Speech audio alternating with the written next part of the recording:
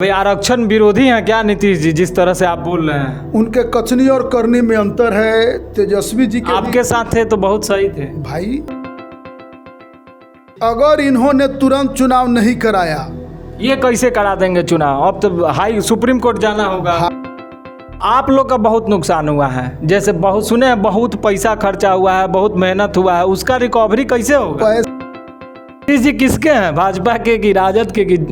हम नगर निकाय का चुनाव अचानक से जिस तरह से रुक गया और जो प्रत्याशी थे उनका रुपया तो खर्चा हुआ ही, साथ में सरकार पर भी सवाल उठने लगा और हम लोग लगातार इस मुद्दे को उठाते भी रहे हैं। उसी क्रम में हमारे साथ मोतिहारी के उप महापौर के प्रत्याशी डॉक्टर लाल बाबू गुप्ता जी, जो हमारे अभी स्टूडियो में आए हैं, इनका भी बहुत पैसा खर्चा हो गया, बहुत जोरदार तैयारी इनकी हो रही थी। सर, इस तरह से जो है चुनाव का एक बैग कैंसिल हो जाना, क्या कहेंगे इस पर आप? बिहार की जनता के साथ जी ये खिलवाड़ है। जी जनता का जो मौलिक अधिकार है चुनाव का, जी, उससे वंचित किया गया है। अच्छा, इस सरकार को बने रहने का नैतिक हक नहीं है।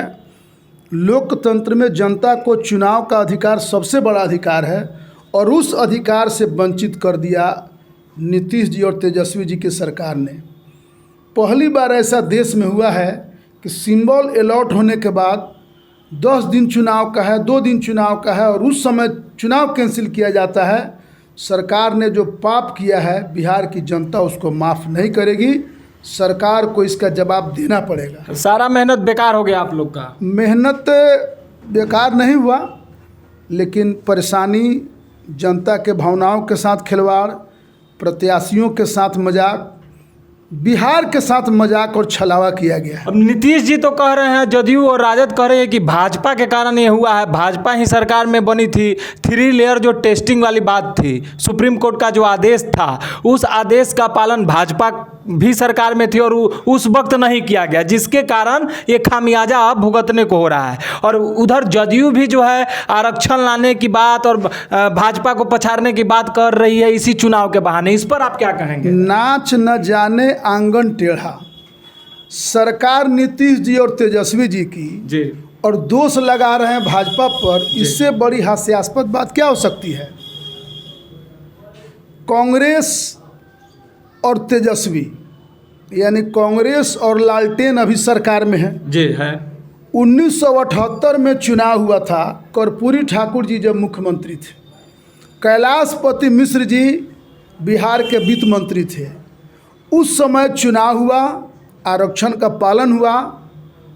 उसके बाद कांग्रेस की सरकार बिहार में 20-21 साल रही और कांग्रेस की सरकार ने 20 साल 21 साल में बिहार में न पंचायत चुनाव कराया, न नगर निकाय चुनाव कराया। 1980 से लेकर 1990 तक और 90 से लेकर 2001 तक, यानी 10-11 साल उधर और 10-11 साल इधर, कांग्रेस और लालटेन ये लोग कभी नहीं चाहते हैं कि कोई मुखिया बने, सरपंच बने, मेयर बने, डिप्टी मेयर बने। ये रिकॉर्ड है। ये तो महानता है अटल बिहारी वाजपेयी जी जब 2001 में देश के प्रधानमंत्री बने, तब बिहार में 20-22 साल बाद पंचायत का चुनाव और नगर का चुनाव हुआ। तो कांग्रेस और लालटेन का तो संस्कार है नगर का चुनाव नहीं कराना, पंचायत का चुनाव नहीं कराना। ये तो इन लोग का रिकॉर्ड है। और अब उन्हीं के लालू जी के पुत्र नगर विकास मंत्री बने हैं तेजस्वी यादव जी। शर्म की बात है कि सरकार चला रहे हैं वो और आरोप लगा रहे हैं भाजपा पर। इससे बड़ा हास्यास्पद बात क्या हो सकता है? इसमें बहुत बड़ी एक बात है, आरक्षण। तो आरक्षण विरोधी कौन है? सरकार भी आरोप लगा रही है आपके पार्टी पे। आप तो भाजपा के बहुत ही कद्दावर नेता हैं। और जहाँ तक मोतिहारी शहर की बात की जाए तो पूरा जो शहरी क्षेत्र है वो भाजपा प्रायोरिटी है, यहाँ पे भाजपा के लोग ही ज़्यादा हैं। तो इस स्थिति में जिस तरह से सरकार जो है आरोप लगा रही है भाजपा पे और आप आरोप लगा रहे हैं जदयू पे, इन आरोपों के बीच में आरक्षण जो बहुत बड़ा मसला है, इस आरक्षण के जो हकदार हैं उनका गला रेतने का काम किसने किया है? भाई ये तो सीधी सी बात है, इस सरकार में जो अच्छा होगा उसका क्रेडिट सरकार को जाएगा, जो खराब होगा उसका क्रेडिट सरकार को जाएगा। अब चूंकि ये अक्षम है, नाकामिल है चुनाव कराने में, इसलिए अपनी गलती दूसरे के माथा मढ़ रहे हैं। अगर आप सरकार चलाने में सक्षम नहीं हैं तो गद्दी छोड़ दीजिए, चलाने में सक्षम है तो नियत संगत काम कराइए। तो कर नहीं रहे हैं, चला नहीं रहे हैं और दूसरे के माथे पर ठोक रहे हैं, ऐसा थोड़ी चलेगा। बिहार में तो सबसे बड़ी बात है कि जो सुप्रीम कोर्ट का आदेश है कि भाई 3 लेयर टेस्टिंग होनी चाहिए, कमेटी बननी चाहिए, कमेटी रिपोर्ट सौंपेगी और रिपोर्ट सौंपने के बाद जो है उस पर कानून बनेगा, जो भी व्यवस्था है वो आज तक नहीं किया गया और बिना उसके जो है चुनाव घोषित कर दिया गया। ये कितना सही है? क्या ये होना चाहिए था? बिहार सरकार में आप लोग भी थे सर। बिहार का बच्चा बच्चा जानता है जी कि यह अक्षम और नाकामिल सरकार है। हम जब सरकार में थे तो हमने चुनाव नहीं कराया तब तक जब तक हम उस काम को कर नहीं देते। लेकिन नीतीश कुमार जी हठधर्मी और ईगोइस्ट इंसान हैं। उनको लगता है कि वो जो कह रहे हैं सही कर रहे हैं, जो बोल रहे हैं सही कह रहे हैं, इसी का खामियाजा और बिहार भुगत रहा है। उनमें अगर थोड़ा भी बुद्धिमानी होता, थोड़ी भी नैतिकता होती तो चुनाव कराते। लेकिन दुर्भाग्य है कि कहते हैं कि इंजीनियर हैं, तेजस्वी जी कहते हैं कि सामाजिक न्याय के पुरोधा हैं और आज बिहार की जनता सामाजिक न्याय के लिए तरस रही है। इन लोगों के मुंह पर करारा तमाचा है, इन लोगों को शीघ्र कराना होगा, नहीं तो आपके चैनल के माध्यम से मैं स्पष्ट और जिम्मेवारी के साथ कह रहा हूं कि अगर इन्होंने तुरंत चुनाव नहीं कराया, ये कैसे करा देंगे चुनाव? अब तो हाई सुप्रीम कोर्ट जाना होगा। भाई जो करना होगा सरकार को ही करना होगा।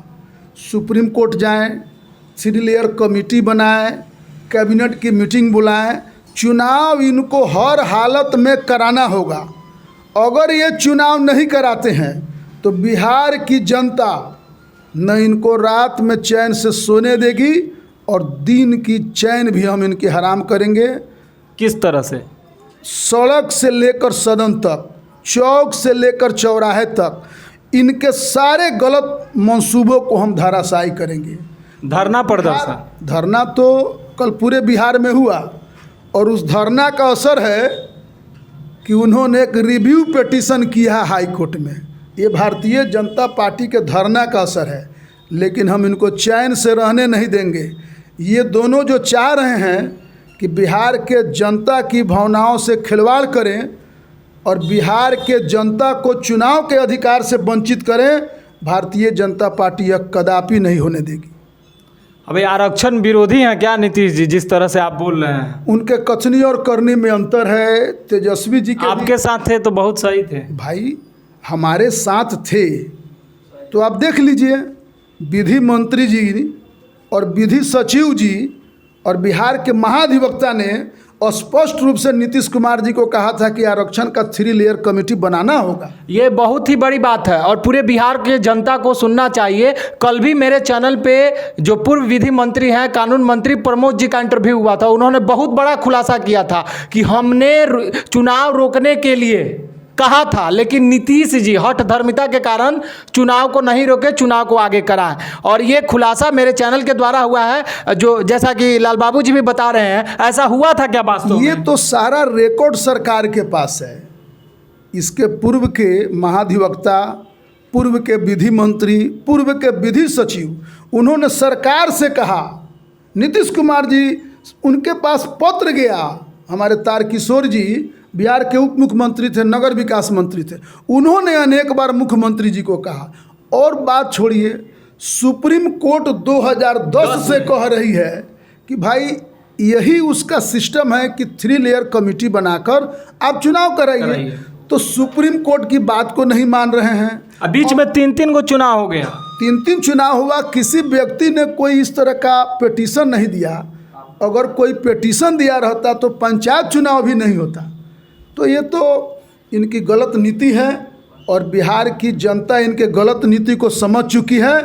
इनको हर हालत में या तो 3 लेयर कमेटी बनाना पड़ेगा, या फिर जो भी उचित रास्ता होगा इनको उचित रास्ता बनाकर आरक्षण देकर चुनाव कराना होगा, नहीं तो बिहार की जनता इनको चैन से रहने और सोने नहीं हाई देगी। कोर्ट ने बड़ी बात कही थी और वो बात ये थी कि आप रिजर्वेशन वाली बात में तो अटक गया, तो आप रिजर्वेशन हटा करके चुनाव करा लीजिए। इस पर आपकी क्या सहमति है? हाई कोर्ट और सुप्रीम कोर्ट तो सबसे प्रधान है जी, उनके बात का। हाई कोर्ट भी इनसे तंग आ चुका है। उस तंगी में हाई कोर्ट ने इस तरह की टिप्पणी की है, जिस तरह आज से 10-15 साल पहले, 20 साल पहले जब बिहार में आतंक का राज था तो हाई कोर्ट ने टिप्पणी की थी कि बिहार में जंगल राज है। ये हाई कोर्ट की टिप्पणी थी। उसी तरह हाई कोर्ट ने अपने 86 पन्ने के जजमेंट में सरकार को जितना लताड़ा है, सरकार को जितना धिकारा है, नैतिकता यही है कि इनको इस काम को करना पड़ेगा, नहीं तो सरकार से भी इनको जाना पड़ेगा। आप लोग का बहुत नुकसान हुआ है, जैसे बहुत सुने हैं बहुत पैसा खर्चा हुआ है, बहुत मेहनत हुआ है, उसका रिकवरी कैसे होगा? पैसा और मेहनत ठीक है, लेकिन जो बिहार की जनता के साथ विश्वासघात हुआ है ये हम लोग के लिए बड़ा विषय है। जनता को चुनाव के अधिकार से वंचित किया गया है, ये चिंता का विषय है। जो भी प्रत्याशी थे वो कह रहे हैं 1-1 रुपया का हिसाब हम लोग नीतीश जी से लेंगे। हम लोग तो लेंगे, बिहार के मानेंगे नहीं, छोड़ नहीं दीजिएगा। समस्या ये है कि आप गलत कर रहे हैं तो भुगतना तो पड़ेगा ना। नीतीश जी और तेजस्वी जी ने जो गलत किया है तो इनको आज नहीं तो कल इसकी सज़ा भुगतनी पड़ेगी। अच्छा, आप फिर नीतीश जी आपके साथ गठबंधन में आके सरकार बना ले तो? अब वह सारा विषय समाप्त है। समाप्त हो गया। समाप्त है कि कोई आदमी एक बार पलट सकता है, 2 बार पलट सकता है। पूरे देश दुनिया में ऐसा कोई नेता नहीं हुआ जो 7 बार पलटी मारे हों। आप भी पलटू राम कह रहे हैं, तेजस्वी यादव भी पलटू राम कहते हैं। भाई जो जैसा करेगा वैसा भरेगा। नीतीश जी किसके हैं, भाजपा के कि राजद के कि? हमको लगता है कि नीतीश जी किसी के नहीं हैं, वे अपने कुर्सी के लिए इस तरह की पलटी मारते रहते हैं, लेकिन इनकी पलटी मारने के भी समय सीमा समाप्त हो रही है।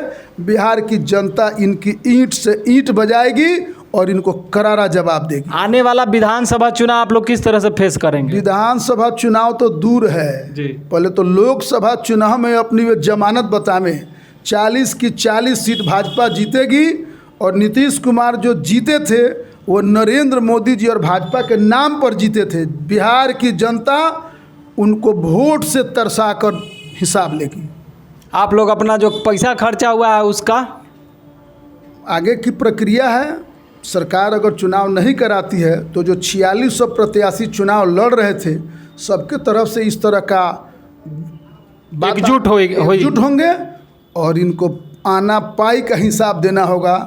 जो अपने चुनाव लड़ने वाले हम जैसे लोगों का जो इन्होंने हर तरह से शोषण किया है, इस शोषण का जवाब उनको देना पड़ेगा। तो बहुत ही बड़ी बात है, नगर निकाय चुनाव का इस तरह रुक जाना वास्तव में बिहार के लिए, बिहार के जनता के लिए और प्रत्याशियों के लिए दुखद का विषय रहा है। आगे इस चुनाव पर क्या होगा फिर हम आपसे मिलेंगे और इस पर बातचीत करेंगे।